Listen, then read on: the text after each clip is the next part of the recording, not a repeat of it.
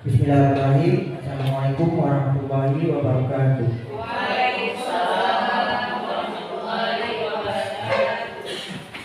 Puji syukur kita ucapkan kepada Allah Subhanahu wa Ta'ala karena pada hari yang berbahagia ini telah memberi kita kesempatan sehingga kita sudah dapat hadir pada ruangan yang berbahagia ini dalam rangka mengikuti diseminasi modul 14 budaya positif yang akan saya sampaikan, yaitu nama saya Azrul Kamal, calon guru penggerak angkatan 11 pada SMP kita di sini, yaitu SMP di 8 Bandar Baru, Kabupaten Pidijaya.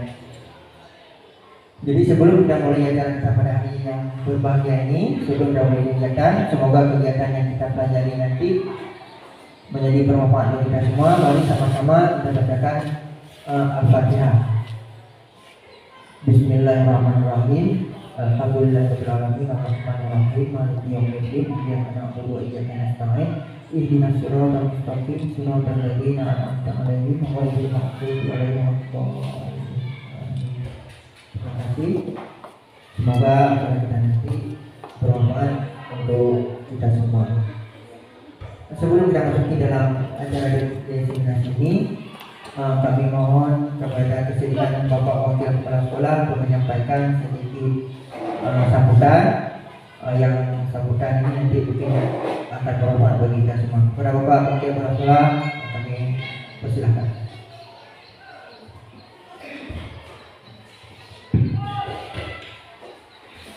Assalamualaikum warahmatullahi wabarakatuh. Alhamdulillah, sholatu wassalamu ala Rasulillah wa ala alihi wa ashabihi wa mawala. Ababa, Rasulullah sallallahu alaihi wasallam wa hudud data bisa yang kamu kauli. Puji syukur, mari sama-sama kita mengucapkan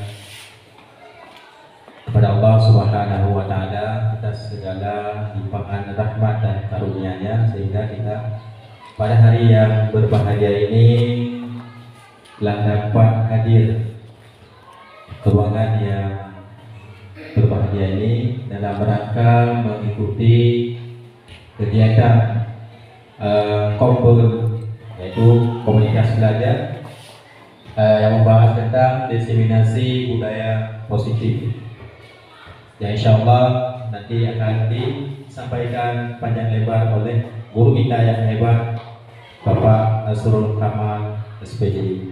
Selawat dan salam kepada baginda Rasulullah SAW yang telah menunjukkan kebaikan-kebaikan kepada kita semua di dalam menuntut ilmu pengetahuan. Yang saya hormati Ibu Kepala Sekolah SMP Negeri 8 Bandar Baru, yang saya hormati Bapak Ibu Tuan Guru SMP Negeri 8 Bandar Baru. Terima kasih atas waktu yang diberikan dalam hal ini untuk menyampaikan sedikit kata-kata pembukaan atau kata-kata sambutan menyangkut dengan acara kita pada hari ini. Jadi Bapak Ibu, ini merupakan ke depan ya. Mungkin bukan hanya hari ini, sampai selanjutnya nanti ke depan mungkin kita akan melakukan hal-hal yang seperti ini. Dan ini merupakan KOMBEL atau komunitas belajar SMP Negeri 8 Bandar Baru. Dan sebelumnya kita juga sudah pernah melakukan kegiatan ini. Nah, sebelum itu kita juga harus tahu apa itu KOMBEL. Jadi KOMBEL inilah sebuah wadah di mana tujuannya adalah untuk memperbaiki atau inovasi di dalam pendidikan yang mengarahkan kepada peserta didik. Jadi KOMBEL ini atau komunitas belajar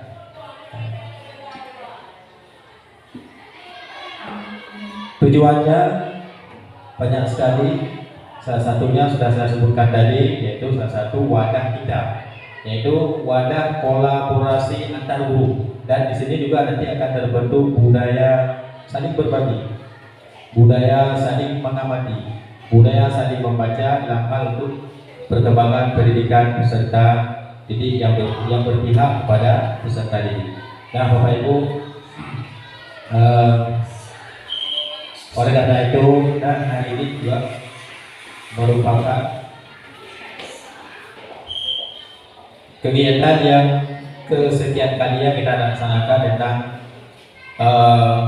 kompul belajar. Maka oleh karena itu, Bapak Ibu, jika ada mendapatkan hal-hal yang baru di luar yang menyangkut dengan pendidikan, ini boleh nanti disampaikan, saling berbagi antar guru pada guru-guru kita di sini dengan tujuan agar kita dapat memperbaiki pendidikan, tujuan pendidikan yang lebih baik ke depan, insya Allah. Nah, Bapak Ibu, banyak hal manfaat dari kompul ini.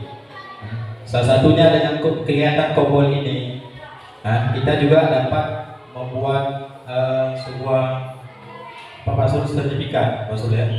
Dengan kompul kita dapat membuat sertifikat.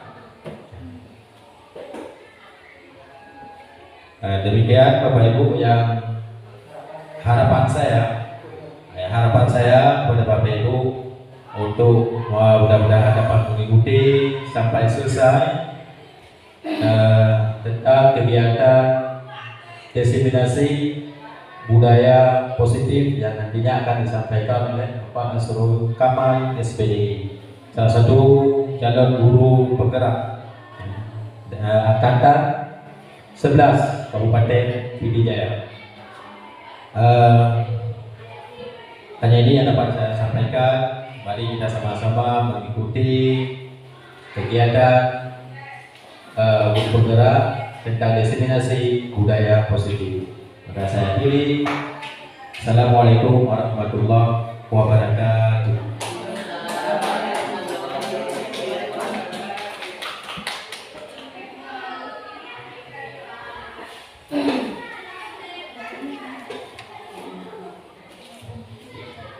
Ya, terima kasih. Saya ucapkan kepada Pak Wakil Kepala Sekolah yang sudah membuka kegiatan kita pada hari ini.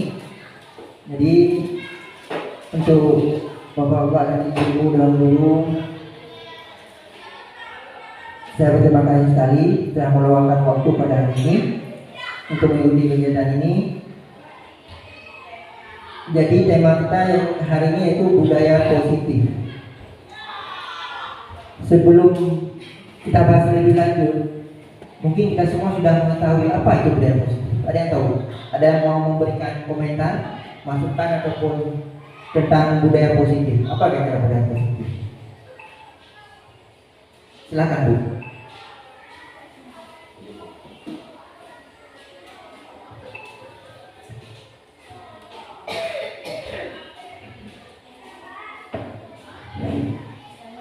Budaya positif itu adalah paradigma untuk menyelesaikan masalah melalui inovasi prinsip orang yang memiliki masalah. Di sini bahkan kita objeknya siswa di kelas. Coba Bapak jelaskan nanti di pembahasan juga gimana yang dikatakan dengan diseminasi budaya positif dan tujuan-tujuan dalamnya tersebut. Oke, terima kasih pada Ibu Aziza. Kira-kira yang lain, apa itu budaya positif? Ada yang mau disampaikan? Mungkin saya tambahkan sedikit lagi. Budaya positif itu adalah kebiasaan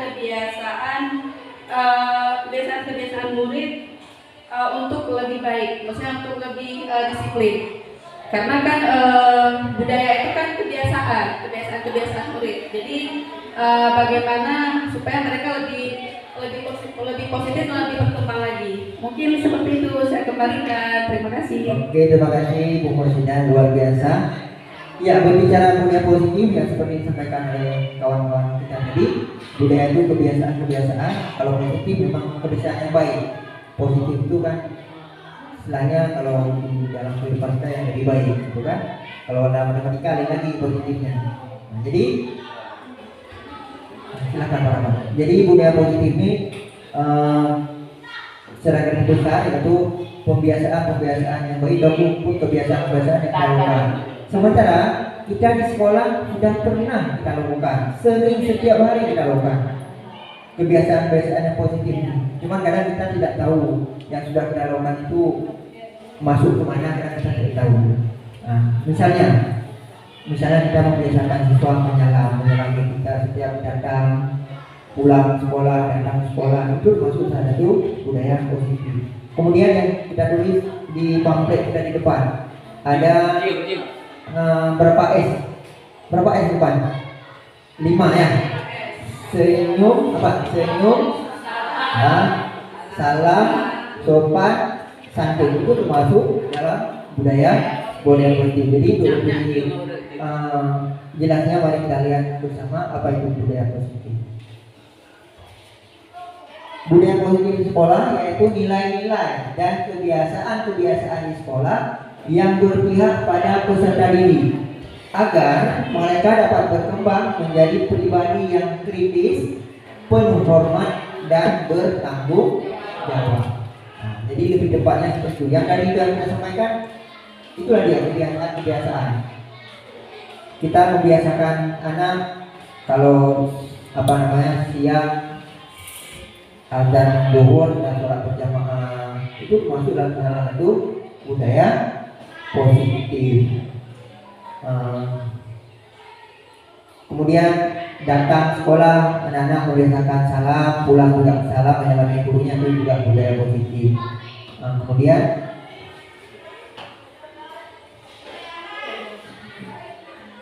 paradigma perubahannya, untuk membangun budaya positif, sekolah perlu menyediakan lingkungan yang positif, aman dan nyaman agar murid-murid mampu berpikir, bertindak dan mencipta dengan merdeka, mandiri dan bertanggung jawab. Lazimnya disiplin dikaitkan dengan kontrol, dalam hal ini kontrol guru dalam menghadapi murid. Berarti agar anak terbiasa dalam melakukan budaya positif, berarti harus ada lingkungan yang positif dulu. Berarti dari sini lingkungannya kan semua kita warga sekolah, termasuk guru, termasuk kita guru.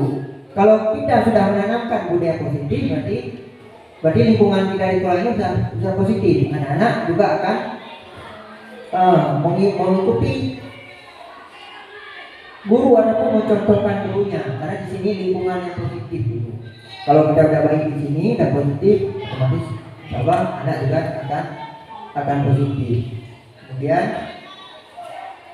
kita lihat, nah ini ada kegiatan. Ada kegiatannya. Anda dan teman Anda, misalnya bisa kita praktekkan berdua, melakukan kegiatan cobalah buka. Bagaimana kegiatannya? Anda adalah A, tugas Anda adalah mengepalkan salah satu tangan Anda. Misalnya berdua, dan sebelahnya berdua melakukan kegiatan ini, menggepalkan tangan. Coba Anda bayangkan bahwa Anda menyimpan sesuatu yang sangat berharga di kepala tangan Anda. Dulu pernah waktu kita kecil-kecil sama-sama teman, sama-sama pernah kita buat itu. Sampai dipaksa pun kawan dibuka, nggak mau kita buka. Jadi setelah kita gepal, kita membayangkan ada sesuatu yang sangat berharga di dalam kepala tangan kita. Anda perlu menjaga benda tersebut sekuat tenaga Anda, karena begitu pentingnya untuk kehidupan Anda. Berarti kita menjaga yang di dalam kepala ini sekuat tenaga kita, seolah-olah ini begitu pentingnya untuk kita. Tugas rekan Anda, yaitu yang si B tadi, kita kan A, si B tadi tugas rekan Anda adalah mencoba dengan segala cara untuk membuka kepala tangan Anda. Si B tadi mencoba segala cara, apakah dia paksa di situ dan ditulis, apakah membujuk, menghardik, mengintimidasi, memarahi, menggoda, menggelitik, malah bahkan menawari Anda uang, dikasih uang, agar Anda bersedia membuka kepala tangan Anda. Cobalah lakukan kegiatan, coba buka di atas dengan B secara bergantian. Masing-masing A dan B memiliki waktu 30 detik saja. Ini walaupun tidak kita lakukan, tapi kita bisa membayangkan kegiatan ini. Sesudah itu kita diskusikan yang di bawah ini. Apakah Anda atau B membuka kepala tangan Anda? Kira-kira bagaimana? Kira-kira kalau Anda disuruh buka, ada sesuatu yang paling berharga, apakah dibuka atau tidak? Mengapa? Apa alasan Anda atau yang kawan Anda kalau Anda membuka? Kalau Anda membuka, ya. Ini kalau Anda membuka, apa alasannya membuka? Kemudian, apakah Anda atau B menutup kepala tangan Anda? Mengapa? Apa alasan Anda untuk menutup jika tidak membuka? Kemudian dalam kegiatan ini sesungguhnya siapa yang memegang kendali ataupun kontrol untuk membuka atau menutup kepala kita? Berarti yang memegang kendali yaitu kita sendiri, bukan orang lain. Walaupun digelitik tadi, kalau memang kita tidak mau membuka, tetap kita tidak mau membuka. Begitu juga dengan siswa kita. Walaupun kita paksakan, kita hardik dia, kita marahin dia, kalau dia ada dalam diri dia yang dia mempunyai kontrol, dia tidak mau berubah, tetap dia juga tidak akan berubah. Ini menurut Ki Hajar Utara, tujuan pendidikan yaitu menuntut segala kodrat yang ada pada anak agar mereka dapat mencapai keselamatan dan kebahagiaan yang setinggi-tingginya, baik sebagai manusia maupun sebagai anggota masyarakat. Oleh sebab itu, kita sebagai pendidik hanya dapat menuntun tubuh atau hidupnya kekuatan kodrat yang ada pada anak agar dapat memperbaiki lakunya, bukan dasarnya hidup dan tubuhnya kekuatan kodrat anak. Cuma di sini kita sebagai guru cuma menuntun saja. Anak-anak sebenarnya sudah punya kodrat sendiri. Dia sudah punya kodrat sendiri, sudah punya kekuatan sendiri yang di dalam diri dia. Kita guru cuma sekedar menuntun saja. Nah, itu menurut Kak Hadi yang istilahnya sesuai dengan kurikulum kita sekarang ini, yaitu kurikulum Merdeka. Ini jawaban kita tadi. Untuk kepala tangan, kita sendiri yang memegang kontrol atas kepala tangan kita. Apakah kita membuka atau menutup kepala tangan kita, itu tergantung pada diri kita masing-masing sesuai dengan kebutuhan dasar kita saat itu. Nah, misalnya kita perlu uang, mungkin dia sudah menawarkan uang ke dia, kita buka, ya kan? Sesuai dengan kebutuhan dasar kita saat itu.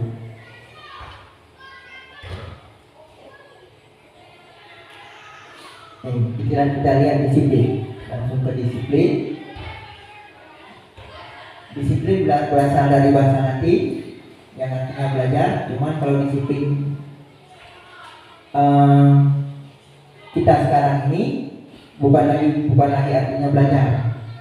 Namun dalam budaya kita, makna dari disiplin telah berubah menjadi sesuatu yang dilakukan seseorang pada orang lain untuk mendapatkan kepatuhan. Kecenderungan umum adalah menghubungkan kata disiplin dengan ketidaknyamanan, bukan dengan apa yang kita hargai atau pencapaian satu tujuan mulia. Kita lihat, disiplin adalah kemampuan memerintahkan diri sendiri dalam mengontrol dan menguasai diri untuk memilih tindakan yang mengacu pada nilai-nilai yang kita hargai dengan penuh tanggung jawab tanpa perintah orang lain. Di sini kita yang sudah melakukan sikap disiplin ini, berarti yang memerintah disiplin itu bukan peraturan. Kita kebiasaan kita disiplin karena peraturan sekolah kita yang kita tentang jam 8. Jadi kita mengikuti tentang jam 8. Sebenarnya kalau kita sudah disiplin, sudah tertanam sikap disiplin di dalam diri kita, yang memerintahkan itu bukan lagi peraturan, tapi diri kita sendiri yang memerintahkan, yang mengontrol, juga yang menguasai diri kita untuk melakukan tindakan pada nilai-nilai tadi, nilai-nilai yang kita hargai, nilai disiplin tadi, dengan penuh tanggung jawab tanpa perintah daripada orang lain.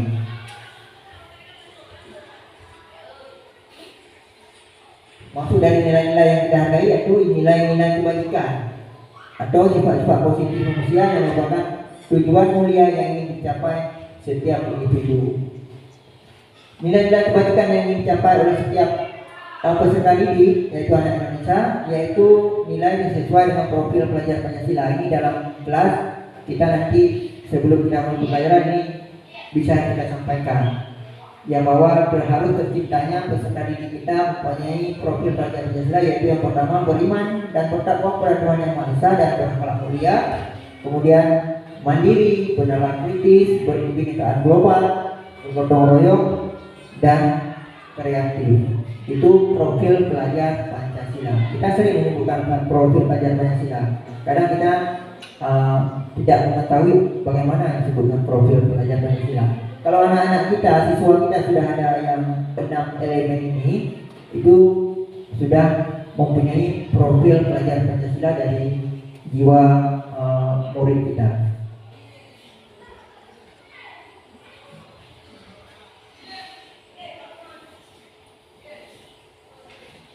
Sekarang kebutuhan dasar manusia. Kita harus melihat kebutuhan dasar manusia dulu. Kalau dulu, teringat saya waktu kita belajar SD. Di SD, kebutuhan manusia itu terbagi berapa? Siapa yang masih ingat? Siapa yang masih ingat? Dulu di SD siapa masih ingat? Kebutuhan, ya betul. Primer, sekunder, tersier, tersier.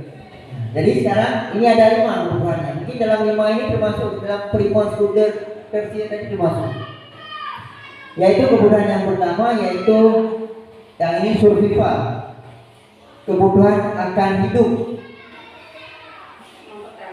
Iya, kebutuhan akan hidup itu wajib. Orang nyolong karena mempertahankan hidup. Tapi ada juga orang nyolong itu memang adalah kebiasaan nyolong, ya kan? Sudah kebiasaan nyolong. Tapi ada juga orang mencuri itu untuk kebutuhan hidup. Yang kedua, ada kebutuhan kebebasan. Ingin kebebasan, kemudian kesenangan ataupun fun, kita bilang fun, have fun kita bilang kesenangan. Kemudian ada cinta kasih atau diterima. Kemudian ada penguasaan. Itu kebutuhan dasar manusia. Kita lihat bagaimana antara kelima-limanya tadi. Ini ada contoh. Ada contoh suatu kasus. Ibu Ani, guru kelas 5 di SD Pelita Hati, sedang bingung menghadapi ulang salah satu murid di kelasnya. Nama murid itu si Agus. Beberapa anak telah datang dan mengeluhkan Agus yang seringkali meminta bekal makan siang mereka dengan paksa. Si Agus ini sering meminta bekal makan siang dari kawannya dengan paksa. Jika Anda menghadapi situasi seperti Ibu Ani, apa yang akan Anda lakukan? Ada si Agus, anak-anak melapor sama kita guru, si Agus ini sering meminta bekal siang pada kawan-kawannya secara paksa. Menurut Anda, kira-kira apa alasan Agus melakukan hal itu?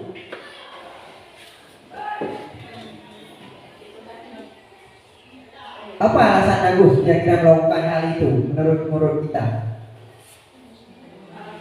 Si Agus meminta paksa bekal makan siang kawannya. Kira-kira alasannya apa? Kira-kira?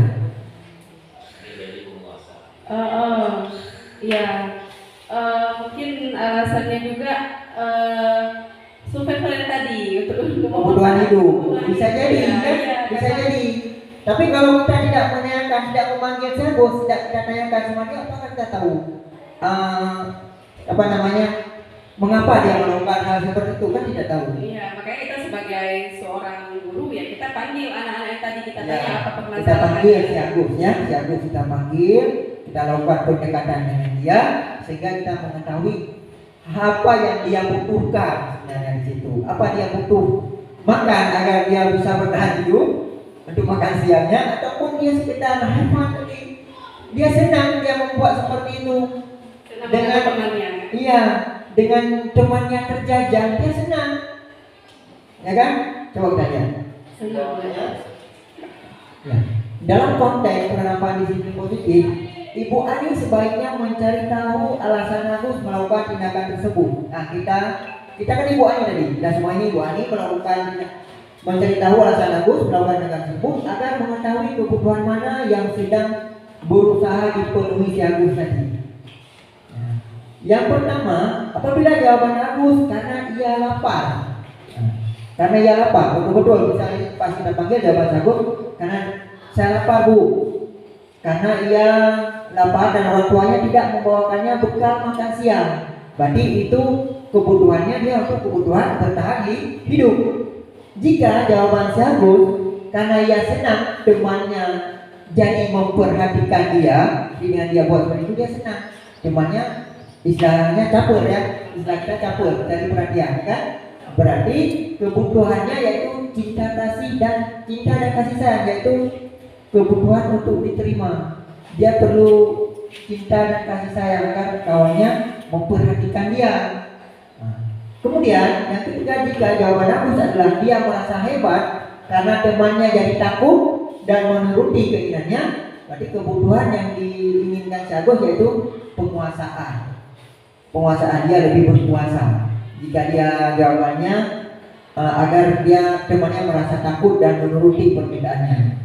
Kemudian yang keempat, apabila jawaban Agus karena dia merasa bosan dengan bekal yang dibawakan ibunya karena selalu membawa bekal yang sama, kebutuhannya yaitu kebebasan.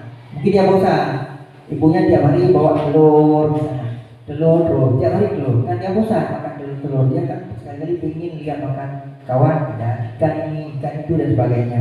Itu berarti kebutuhannya itu kebebasan, yang itu melulu.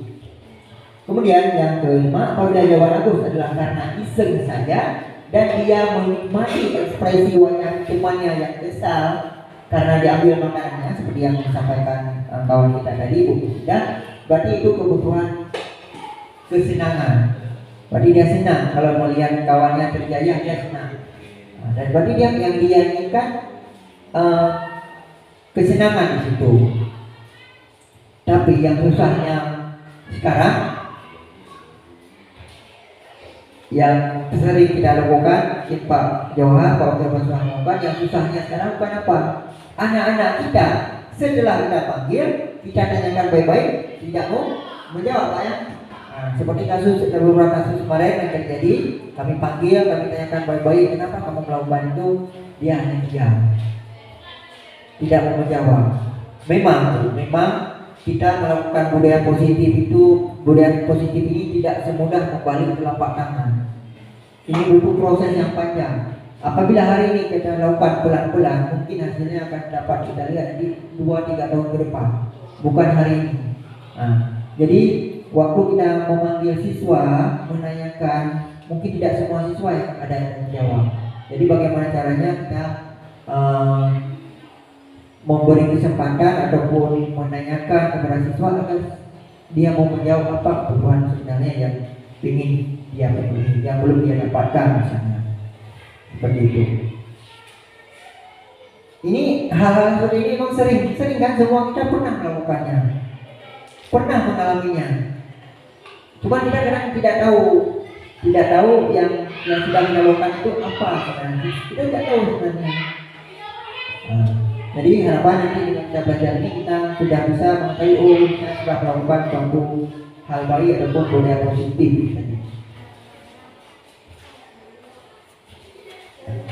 Kemudian ada 5 posisi kontrol kita sebagai guru. Ini saya rasa penting untuk kita ketahui.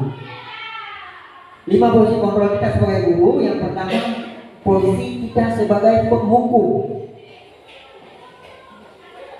Nanti kita lihat yang mana yang sering kita lakukan. Kemudian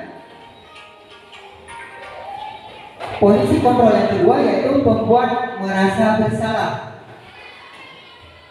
Siswanya yang merasa bersalah, kita membuat akhirnya dia merasa bersalah. Bagaimana tindakan kita, nanti kita lihat bagaimana sehingga siswa merasa bersalah. Apakah kita pernah melakukan hal seperti itu pada siswa? Kemudian posisi kontrol kita sebagai teman, seolah kita dengan siswa teman. Kemudian yang keempat, posisi kontrol kita sebagai pemantau. Kemudian yang kelima, posisi kontrol sebagai manajer. Nanti kita lihat di antara 5 posisi kontrol ini mana yang paling sering kita lakukan, kemudian mana yang paling tepat. Bukan berarti yang paling sering itu yang paling tepat. Yang sering belum tentu tepat. Tapi yang tepat walaupun tidak sering, itulah harus kita membiasakan. Biasakan yang tepat.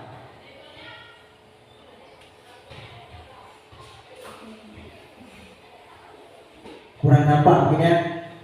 Ini kalau identitas gagal, identitas berhasil atau mau sukses. Untuk posisi penghukum, ini guru berbuat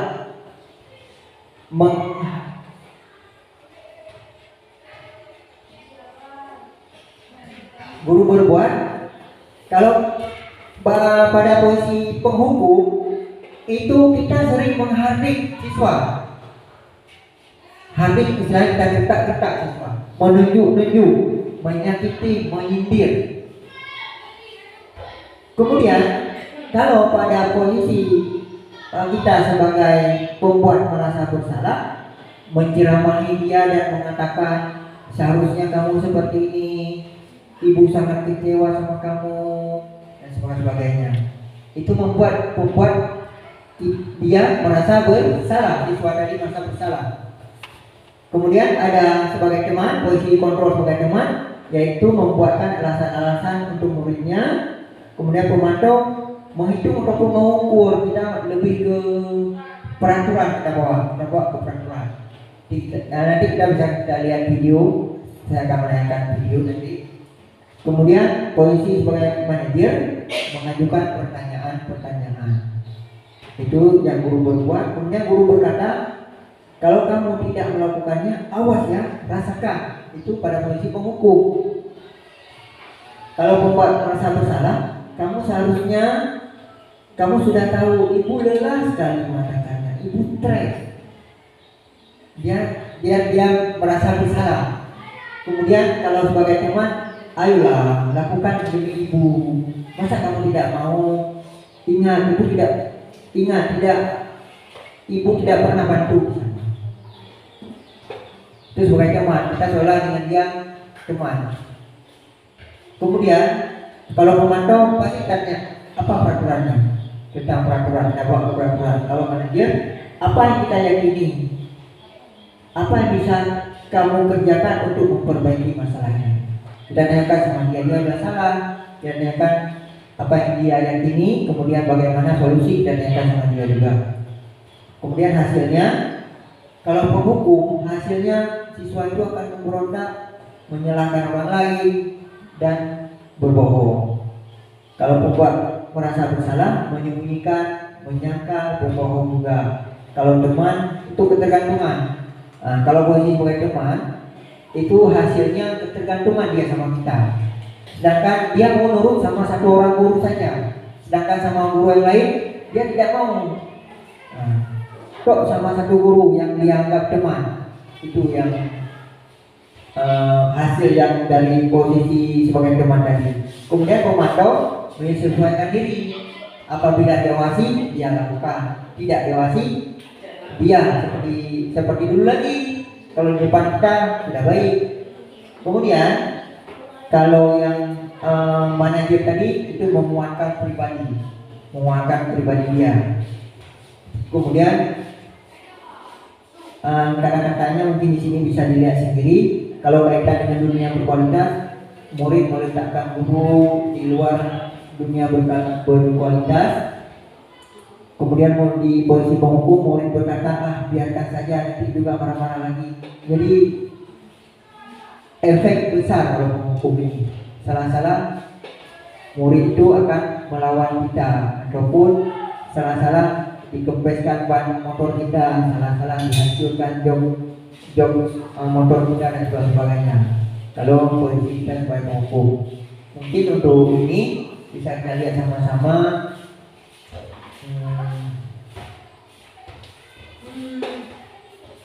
video berikut. Ini pernyataan-pernyataannya, coba kita lihat dulu sedikit. Saya kecewa sekali dengan kamu kamu tidak pernah benar melakukannya, ayolah lakukan dengan ibu atau bapak. Ini menurut posisi masing-masing. Kalau posisi teman, kebiasaan kita seperti ini, menghukum seperti ini, membuat merasa salah seperti ini. Apakah kamu mendapatkan stiker bintang hari ini pemantau? Bagaimana kamu bisa menyelesaikan masalah ini di manajer? Kamu selalu yang paling terakhir, itu penghukum. Sebelum itu budaya positif sama kalian. Video berikut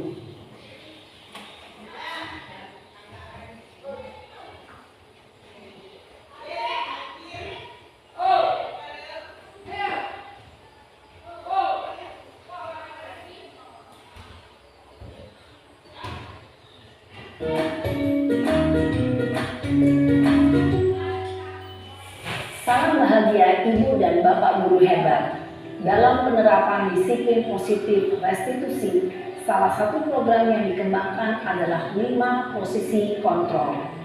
5 posisi kontrol dalam restitusi adalah proses perjalanan seorang pendidik agar dapat mengenali dirinya. Pada video kali ini, kita akan membahas tentang 5 posisi kontrol yang dikembangkan oleh Diane Dawson dan contoh penerapannya.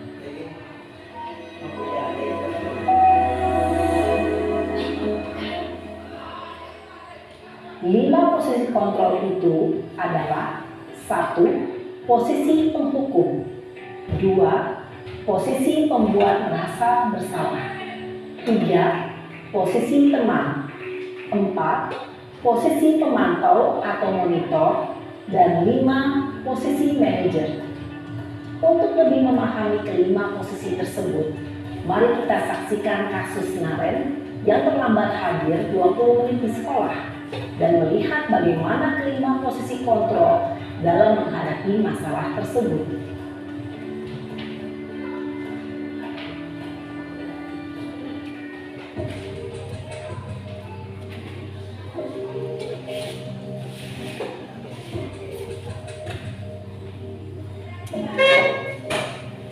Naren,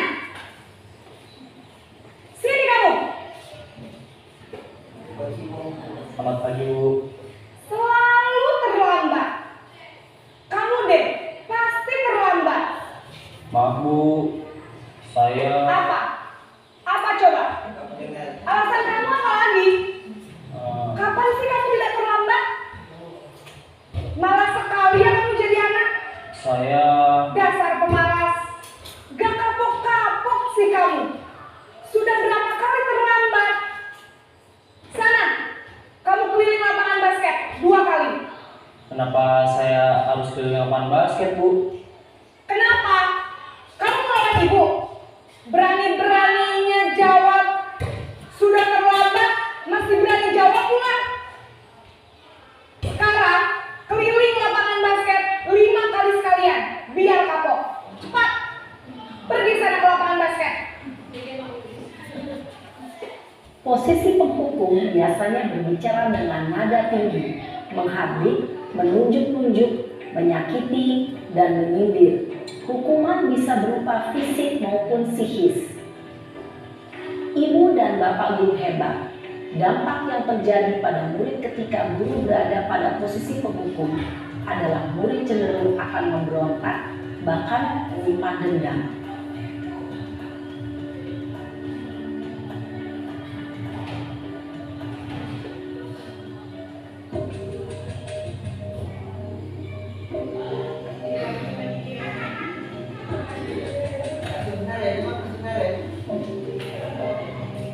Naren!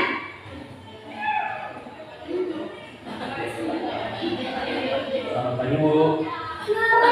Naren. Kamu kenapa terlambat lagi, nak? Ya Tuhan, Naren. Kamu senang ya bikin ibu susah ya? Kalau kamu terlambat lagi, nanti ibu yang ditegur bapak kepala sekolah, nak.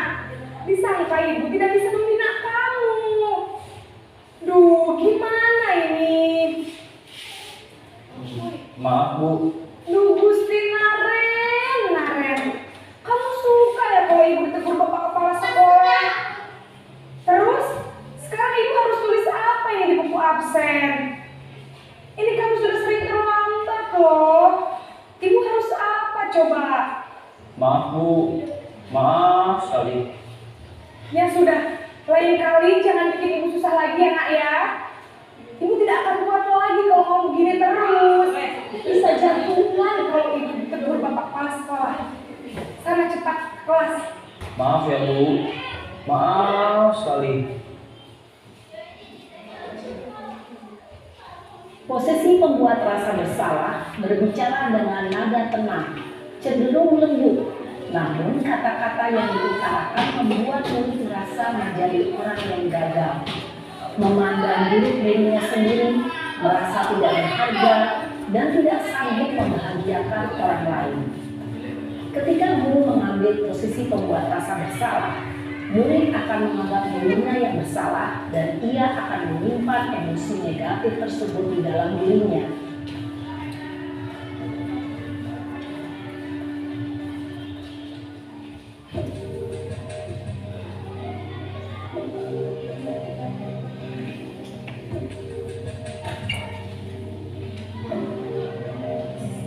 Naren!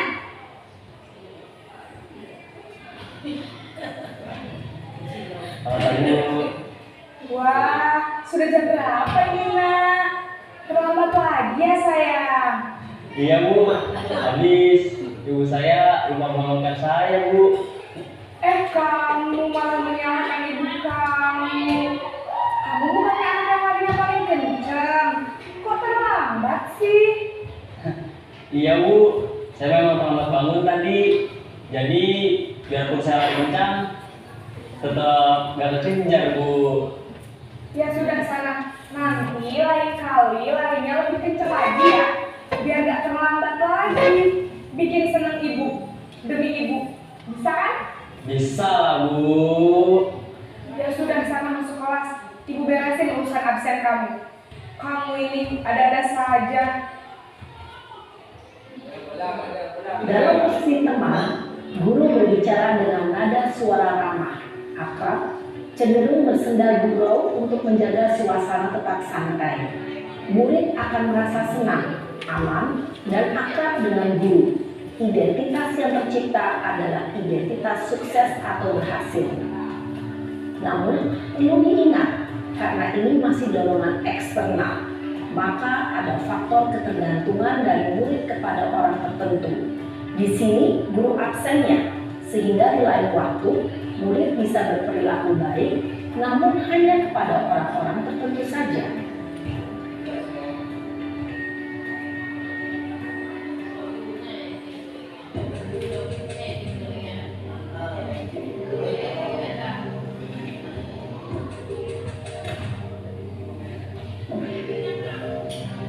Naren!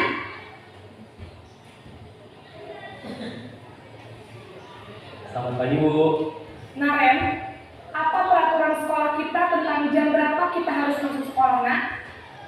Kita harus di sekolah jam 7 Bu. Iya betul, sekarang sudah jam 7.20. Naren sudah tahu konsekuensinya jika terlambat hadir.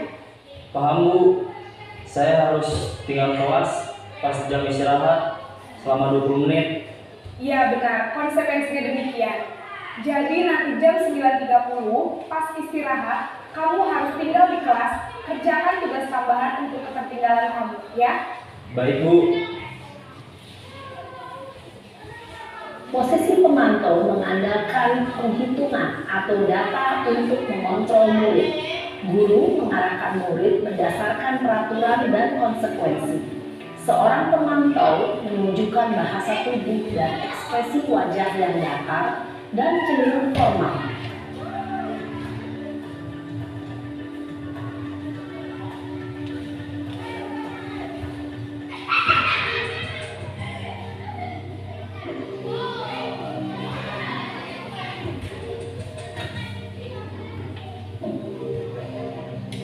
Naren!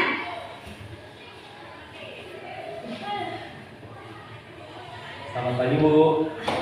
Selamat pagi, Naren. Maaf Bu, saya terlambat. Iya, sekolah masuknya jam 7, sekarang sudah jam 7.20. Jadi sekarang bagaimana ini, Naren? Maaf Bu, saya lupa setel alarm saya semalam. Baiklah, menurut kamu, keyakinan sekolah yang mana yang perlu kamu tingkatkan? Menghargai diri sendiri dan orang lain mungkin ya Bu. Setuju. Jadi, apakah Naren meyakini prinsip saling menghormati tersebut? Iya Bu, saya meyakininya. Apakah Naren bersedia memperbaiki masalah keterlambatan ini? Bersedia Bu. Bagaimana kamu akan memperbaiki masalah keterlambatan ini? Saya akan coba untuk tidak lupa menyetel alarm saya Bu. Baik, kalau Naren lupa menyetel alarm di rumah, ada orang yang kira-kira bisa bantu mengingatkan tidak? Ada Bu, kakak saya, Kak Emma. Ada lagi selain Kak Emma? Selain Kak Emma, ada ibu saya. Baik, jadi yang mengingatkan Naren adalah Kak Emma dan ibu kamu ya? Kira-kira akan mulai setel alarm kapan nih Naren? Setelah pulang sekolah, akan segera saya lakukan. Baik, jadi Naren akan setel alarm untuk bangun besok pagi dan akan diingatkan oleh kakak dan ibunda Naren ya. Ada lagi yang mungkin perlu dilakukan Naren agar tidak terlambat bangun lagi? Tidak ada Bu. Baik Naren, terima kasih untuk kerjasama kamu. Sekarang kamu perlu kembali ke kelas untuk belajar. Baik Bu, terima kasih. Posisi manajer adalah posisi kontrol yang disarankan untuk membimbing murid memiliki sikap disiplin yang positif, yaitu murid yang mandiri, bertanggung jawab, dan dapat memecahkan masalah. Tujuan dari posisi ini adalah agar murid dapat berefleksi atas tindakannya. Guru akan dengan tulus memberikan pertanyaan-pertanyaan bermakna, sehingga membuat murid dapat belajar dari kesalahannya dan mencari sebuah solusi untuk menyelesaikannya. Ibu dan Bapak guru hebat, setelah mengamati adegan kelima posisi kontrol tadi, kira-kira posisi mana yang paling ideal? Posisi mana yang dapat menunjang motivasi intrinsik murid? Ya, tentu posisi manajer. Posisi ini memang posisi ideal yang ingin dituju setiap pendidik. Pada posisi inilah, guru dapat menerapkan disiplin positif yang berpihak pada murid, yang memerdekakan murid. Perjalanan seorang pendidik tentunya tidak mudah untuk sampai pada posisi seorang manajer. Namun, tujuan kita pasti, yaitu menciptakan murid-murid yang mandiri, merdeka, dan bertanggung jawab. Semoga penggambaran 5 posisi kontrol yang telah diperlihatkan ini dapat menjadi ajang refleksi bagi kita semua, agar dapat terus mengasah dan menerapkan disiplin positif yang memerdekakan murid. Mari terus berlatih dan bersemangat. Selamat menerapkan. Salam dan bahagia, Ibu dan Bapak guru hebat.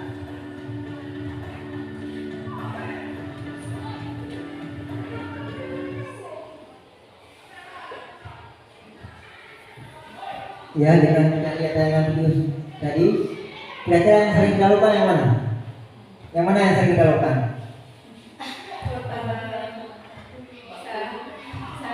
Bisa, silakan.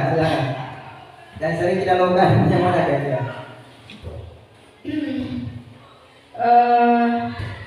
Kalau yang pertama tadi itu kan menghukum. Memang kalau kita lihat dari yang kelima contoh tadi, kan yang lebih bagus itu manajer, karena kita membentuk pribadi siswa itu lebih baik.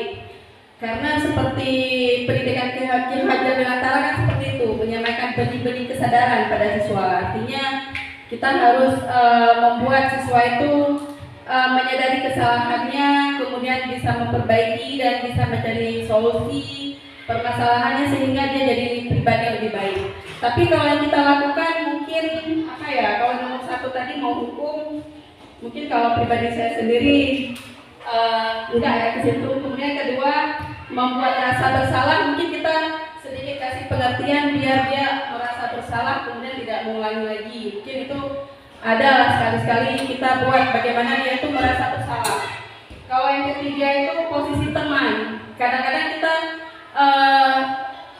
kayak mengajak anak-anak itu seperti teman sebaya, supaya dia tuh lebih terbuka ke kita, ada masalah seperti itu mungkin ya. Cuman caranya kita jangan seperti itu juga bisa membuat mereka ke satu teman aja, tidak ke semua. Kemudian yang keempat ada konsekuensinya. Kalau ada pemantauan, ada. Kalau nggak ada, berarti dia berjalan lagi seperti biasanya.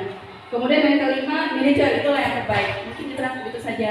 Terima kasih. Saya kembali. Berarti yang sering kita lakukan kalau menurut Bu Mur, nomor 2 pembuat rasa bersalah dengan teman, Bu, ya? Itu yang seringnya. Ada juga kadang-kadang di antara kita yang sering menggunakan posisi kontrol nomor 1. Ada juga yang seperti itu. Mungkin Pak Johan ada yang ingin disampaikan? Terima kasih Mas Ros atas waktunya. Di sini saya bukan meluruskan tapi memberi sebuah tanggapan, ya, atau bisa dikatakan sebuah opini. Tadi ada beberapa posisi kontrol yang ditampilkan tadi, yaitu yang harus 5 posisi kontrol guru. Tentu yang menurut pemahaman tadi itu yang paling bagus kan manajer. Ya, manajer. Ya, manajer. Artinya di sini bagaimana membangun tanggung jawab terhadap peserta didik sehingga dia merasa tidak bersalah. Saya di sini memberi sebuah tanggapan atau pendapat opini. Tentu kalau menghukum bisa ditampilkan.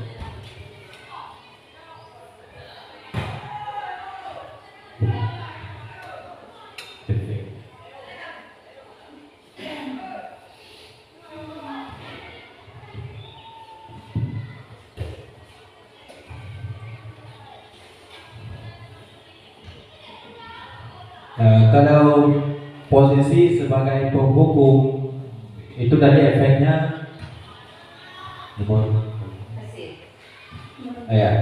memberontak, menyalahkan orang lain dan berbohong.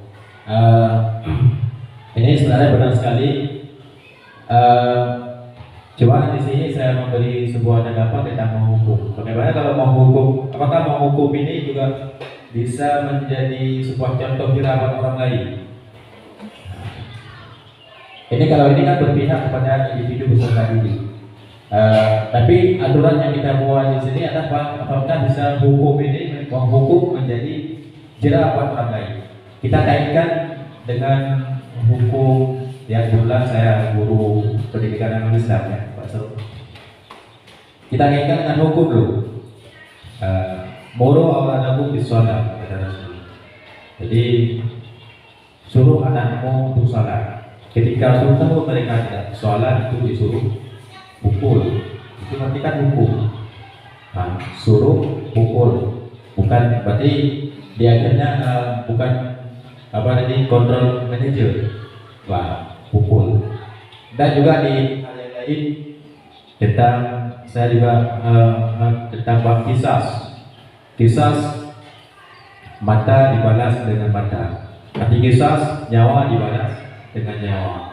Dan di sini ada sebuah hukum yang pembunuhan sengaja, tidak disengaja, seperti disengaja.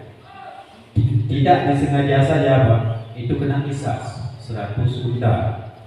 Itu tidak disengaja. Kalau disengaja berarti hukumnya dia harus dibunuh jika tidak dimaafkan oleh keluarga. Kalau dimaafkan keluarga berarti dia mendapat kisah. Kenapa saya tidak mengatakan ini hukuman, tidak menyebut dengan hukuman, tapi efek daripada peraturan hukum ini. Kenapa hukum ini dibuat seperti ini? Tentu hal ini untuk buat jerah orang lain supaya tidak terjadi hal-hal seperti ini terhadap orang lain. Sama halnya tadi kita menghukum siswa, tujuannya bukan untuk memberi jerah pada dia, tapi efeknya di sini juga bagaimana siswa-siswa yang lain mengetahui bahwa ini tidak boleh berbuat. Jadi menjadi sebuah pelajaran juga bagi peserta didik. Jadi jerah. Nah, ini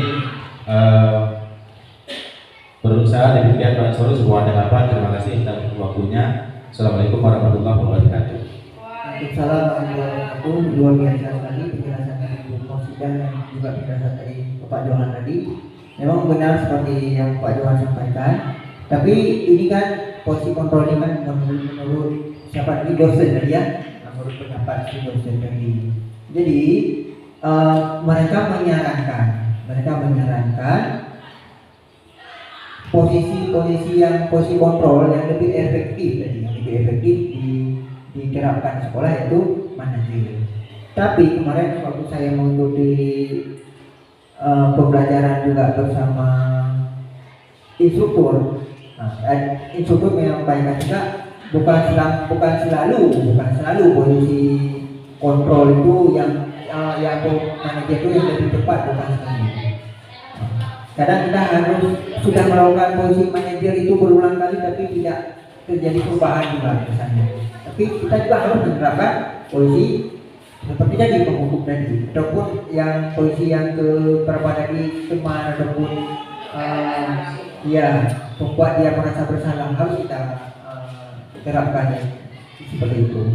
Jadi intinya kalau menurut KHD di sini yang jadi Wandara, anak itu berubah itu memang benar-benar berubah dari dalam dirinya, bukan berubah karena sesuatu. Itu yang diharapkan. Jadi makanya dimulai posisi kontrol yang seperti ini. Kalau dulu memang kita waktu kita sekolah dulu, sehingga kita sudah jadi seperti ini hari ini, rata-rata kan posisi kontrol penghukum dulu yang diterapkan dulu sama kita. Jadi demikian mungkin kita lihat lagi sekarang budaya positif. Jadi saya ingatkan juga masalah posisi kontrol tadi. Kita semua pernah melakukannya. Dari posisi yang pertama penghukum, pembuat merasa bersalah, teman, kemudian sebagai pemantau dan sebagai manajer kita semua pernah melakukannya. Jadi waktu instruktur di video juga menyampaikan tidak mudah melakukan posisi kontrol sebagai manajer, tidak mudah. Tapi kita kita perlu mencoba pelan-pelan akan terbiasa nanti. Cuman yang susahnya kita di sini bukan apa, anak-anak kita bagaimana anak-anak kita waktu kita melakukan komunikasi dengan anak-anak kita susah untuk menjawab apa yang katanya dan sebagainya. Itu yang susahnya, yang membuat kita susah sebenarnya itu. Kalau anak-anak kita terbuka dan jujur mau menyampaikan apa yang ada dalam hatinya sama kita, mungkin praktik ini terlaksana di sekolah kita. Jadi sekarang kita lanjutkan ke budaya positif. Ini budaya positif dimulai dari peraturan, kemudian peraturan kelas, kemudian kelas, kemudian terjadilah lingkungan yang positif sampai budaya kebiasaan. Jadi kebiasaan yang positif di sekolah itu dimulai dari hal kecil, yaitu dari peraturan kelas, kemudian lingkungan yang positif sampai budaya yang positif. Keyakinan kelas adalah nilai-nilai kebaikan atau prinsip-prinsip universal yang disepakati bersama secara universal. Berarti yang sudah Bapak Ibu kita semua jalankan di kelas, membuat suatu usaha. Setiap saya masuk kelas 1, kelas 2, kelas 3 ada saya lihat di tempel di dinding ya, ada keyakinan kelas. Ini keyakinan kelas ini yang Bapak Ibu lakukan itu sudah benar sekali. Bapak Ibu melakukan keyakinan kelas yang tertempel di kelas itu kan berdasarkan kesepakatan dari siswa, bukan karena keinginan ibu bapak ibu saja. Kan seperti itu kan yang kita lakukan. Kita sama-sama. Mana anak-anak yang mengusulkan? Apalagi kira-kira ini bu, ini pak. Mereka yang mengusulkan sendiri keyakinan kelasnya seperti apa. Jadi saya lihat memang kita sudah melaksanakan sebenarnya. Sebelum ada seperti ini kita sudah melaksanakan. Cuma kita perlu perbaikan aja lagi. Jadi ini keyakinan kelas menurut dosen tadi. Pembentukan keyakinan kelas bersifat abstrak daripada peraturan yang lebih rinci dan konkret. Kemudian keyakinan kelas berupa pernyataan-pernyataan yang universal, yang umum. Kemudian pernyataan keyakinan kelas senantiasa dibuat dalam bentuk yang positif. Nanti kita lihat dalam bentuk yang positifnya bagaimana. Kemudian keyakinan kelas tidak terlalu banyak sehingga mudah diingat dan dipahami. Dan banyak kali juga, kan? Kemudian semua warga kelas sebaiknya ikut berkontribusi dalam membuat kegiatan kelas lewat curah pendapat atau ucapan. Kemudian bersedia meninjau kembali keyakinan kelas dari waktu ke waktu. Berarti keyakinan kelas itu bukan baku, itu bukan baku. Jadi nanti kita tinjaukan kembali sesuai dengan keadaan dan kondisinya. Kemudian Kita lihat. Ya. Misalnya kita membuat suatu peraturan dalam kelas, selalu kembalikan setelah membaca buku, selalu kembalikan buku ke tempatnya. Itu untuk hal positif tadi, kita cukup membuat keyakinannya yaitu tanggung jawab saja. Jadi yang masuk dalam tanggung jawab yang mana-mana, jadi tidak perlu banyak, tidak perlu banyak-banyak kita buat. Kemudian dilarang mengganggu orang lain. Itu dilarang mengganggu orang lain berarti masuk ke dalam menghormati orang lain dan diri sendiri. Kemudian hadir di sekolah 15 menit sebelum mulai pembelajaran itu masuk kepada komitmen dan tujuan, juga masuk kepada menghormati orang lain. Kemudian dilarang melakukan kekerasan, itu masuk ke dalam keyakinannya yaitu keselamatan dan juga menghargai orang lain. Kemudian dilarang menggunakan narkoba, itu masuk ke dalam keyakinannya itu kesehatan. Kemudian bergantian ataupun menunggu giliran, antri, istilahnya antri, itu menghormati orang lain atau kesabaran. Gunakan masker misalnya yang kita sepakati, itu masuk ke dalam kesehatan ataupun keselamatan. Kemudian jangan berlari di kelas atau koridor, itu masuk ke dalam keselamatan dan keamanan.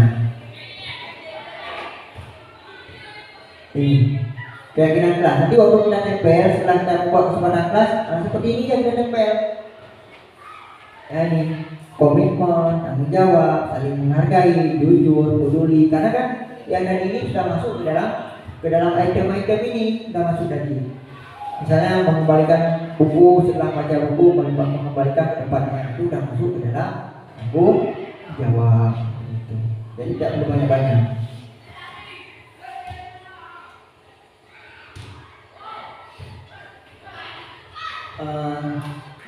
Untuk kesepakatan kelas ataupun keyakinan kelas, seperti kita lihat video berikut ini.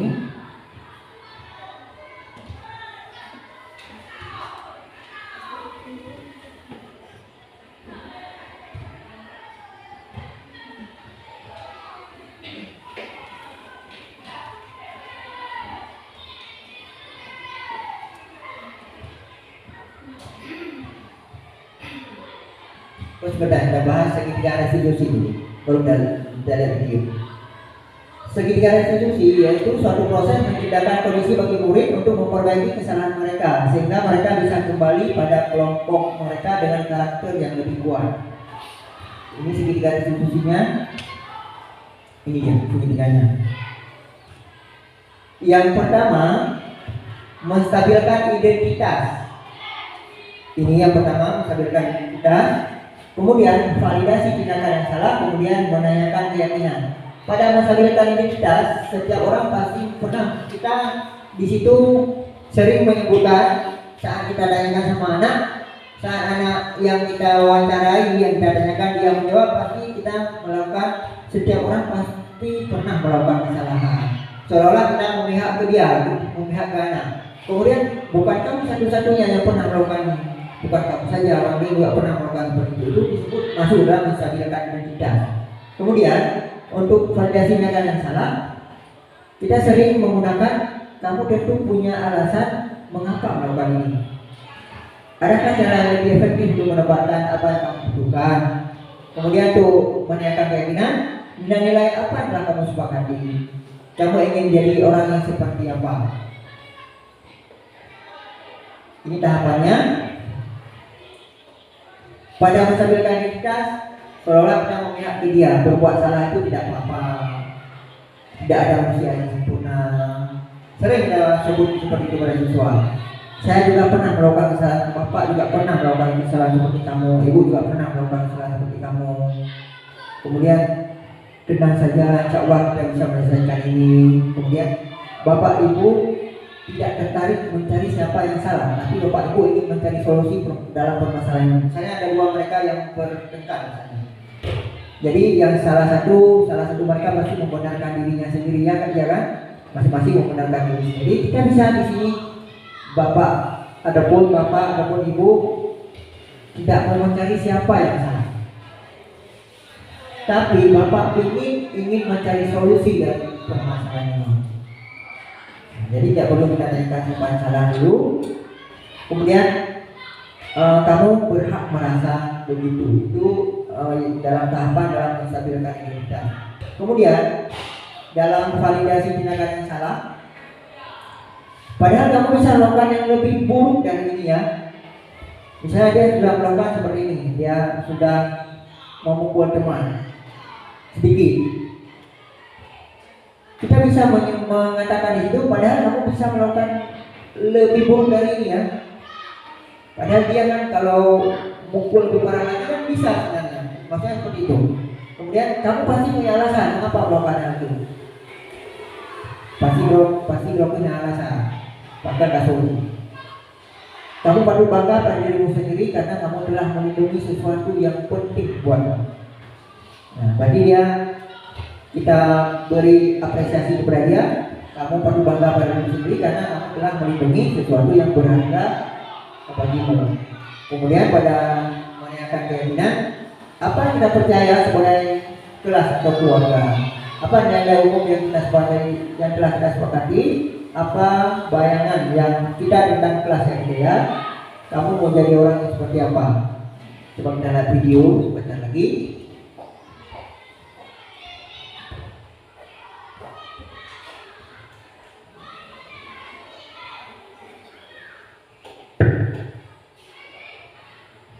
Mungkin ini terakhir dari materi kita hari ini. Coba kita lihat videonya. Salam dan bahagia Ibu dan Bapak guru hebat. Pada video kali ini kita akan membahas tentang salah satu program disiplin positif yang diterapkan di lingkungan sekolah yang dikenal dengan nama restitusi.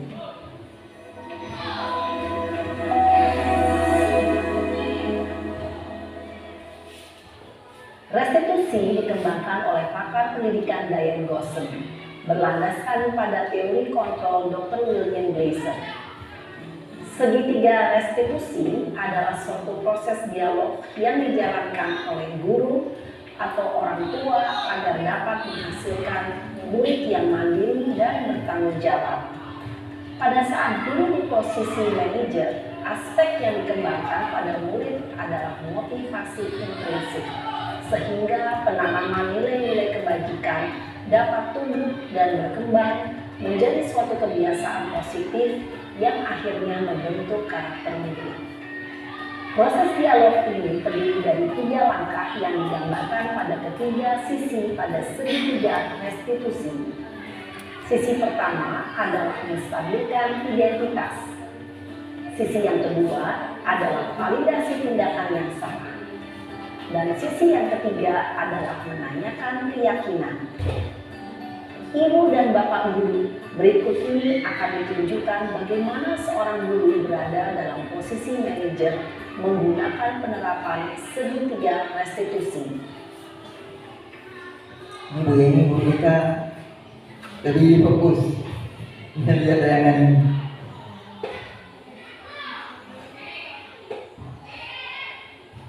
Siang Sarah. Siang Pak.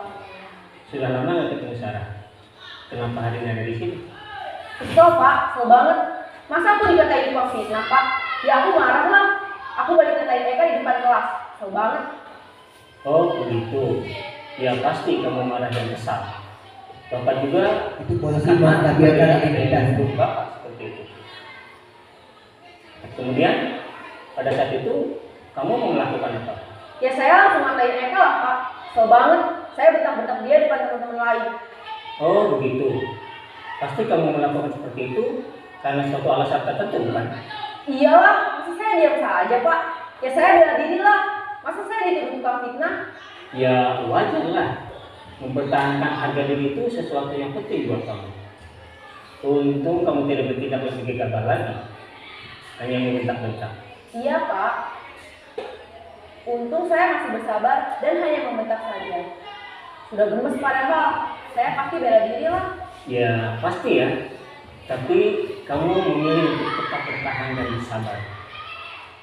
Kamu memilih untuk tidak berbuat lebih parah lagi kan? Iya. Nah, sekarang coba kita lihat lagi tindakan kamu yang bentak-bentak Eka di kelas.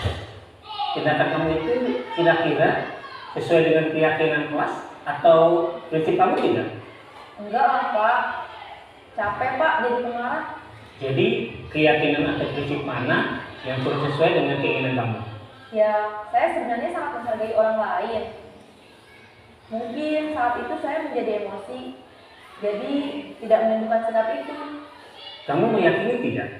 Menghargai orang lain itu penting buat kamu. Yakinlah Pak. Iya, setuju. Kita harus saling menghargai. Namun, ada juga keyakinan yang kita sepakati yang perlu kita jalankan apabila kita sedang marah, bukan? Ya, saya bisa lebih proaktif, mulai dengan diri sendiri. Saya bisa jadi lebih sabar, mengambil waktu jeda untuk berpikir mau apa selanjutnya. Kira-kira kamu bersedia memperbaiki masalah ini tidak? Bersedia Pak. Kalau kamu memperbaiki masalah ini, kamu akan menjadi orang seperti apa? Saya akan menjadi orang yang bertanggung jawab kali ya Pak. Dan senantiasa proaktif. Iya, menurut kamu bagaimana rasanya menjadi orang seperti itu? Ya nyaman lah, bangga bisa bersabar dan menahan diri. Baiklah kalau begitu. Yuk kita pikirkan bagaimana memperbaiki masalah ini.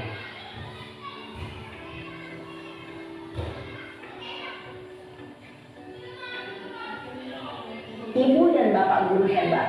Baru saja kita menyaksikan contoh bagaimana seorang guru berada dalam posisi manajer menggunakan penerapan segitiga restitusi. Mari kita bahas satu persatu. Pada sisi pertama, menstabilkan identitas berdasarkan pada prinsip bahwa membuat kesalahan adalah bagian dari proses pembelajaran. Sisi pertama dari segitiga ini berperan menggeser identitas murid dari identitas gagal ke identitas sukses. Murid yang sedang bertingkah laku yang tidak pantas atau menarik diri saat itu sedang mengalami identitas gagal. Bila kita mengkritiknya, maka posisinya tidak akan berubah. Kita bisa mengajukan pernyataan-pernyataan ini. 1. Membuat kesalahan sesuatu yang wajar. 2. Manusia tidak ada yang sempurna. 3. Kita bisa memperbaiki masalah ini. 4. Saya tidak menanyakan kesalahannya. Saya lebih fokus bagaimana memperbaiki masalah ini. 5. Apakah saat ini kamu pernah menjadi orang yang baik untuk dirimu sendiri? Pada sisi kedua, validasi tindakan yang salah berlandaskan pada prinsip bahwa setiap perilaku berupaya memenuhi suatu kebutuhan tertentu. Guru yang telah memahami teori kontrol akan bergeser dari pemikiran stimulus respon menjadi proaktif dan mencoba untuk mengenali tujuan dari perilaku murid, mengenali dan mengakui kebutuhan murid ini dapat memperbaiki hubungan dengan murid tersebut. Pernyataan atau pertanyaan bisa disampaikan dengan nada suara tidak menghakimi atau memojokkan, sehingga dapat mengembalikan murid pada posisi positif. 1. Kamu bisa saja bertindak lebih gegabah lagi dari ini. 2. Kamu bukan melakukannya tanpa suatu alasan tertentu. 3. Kamu melakukannya karena mempertahankan sesuatu yang penting bagimu. 4. Mungkin kamu bisa mempelajari suatu perilaku baru yang lebih efektif. Bersediakah kamu mempelajarinya? Selanjutnya, kita akan simak sisi terakhir, yaitu menanyakan keyakinan. Teori kontrol menyatakan bahwa pada dasarnya kita termotivasi secara intrinsik. Pada saat perilaku yang salah telah divalidasi dan identitas sukses telah stabil, maka murid telah siap menaikkan keyakinan-keyakinannya dengan tindakannya yang salah dan pemikirannya telah bergeser ingin menjadi orang yang dituju. Pertanyaan-pertanyaan ini dapat menaikkan keyakinan-keyakinan yang dianut murid. 1. Sebagai keluarga atau kelas, apa yang kita yakini? 2. Nilai-nilai apa yang telah kita sepakati? 3. Seperti apa gambaran sebuah kelas yang ideal bagi kamu? 4. Kamu ingin menjadi orang seperti apa?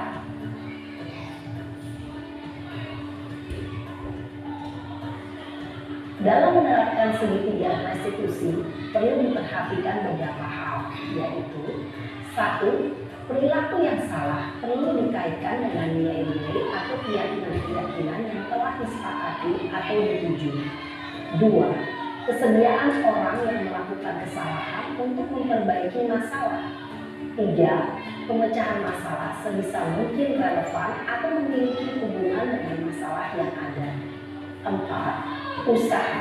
Perlu adanya suatu usaha perbaikan dari pihak yang berbuat kesalahan.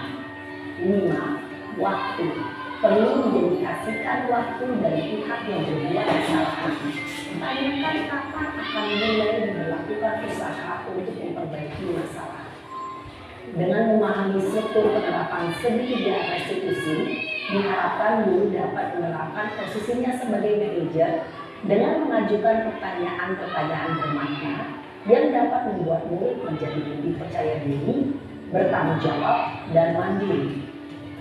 Nah, Ibu Bapak Guru perlu tidaknya mengikuti ketiga tahapan dari segitiga restitusi bergantung pada ringan beratnya suatu permasalahan.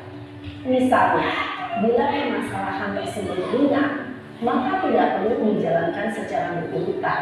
Bahkan bisa semudah menanyakan apa keyakinan yang kita sepakati. Dengan menjalankan segitiga restitusi, dengan mengajukan pertanyaan-pertanyaan bermakna, diharapkan murid menjadi lebih kuat secara pribadi, dapat membuka wawasan murid agar dapat menyelesaikan permasalahannya sendiri, semakin percaya diri, mandiri, dan merdeka. Salam dan bahagia, Ibu Bapak Guru hebat.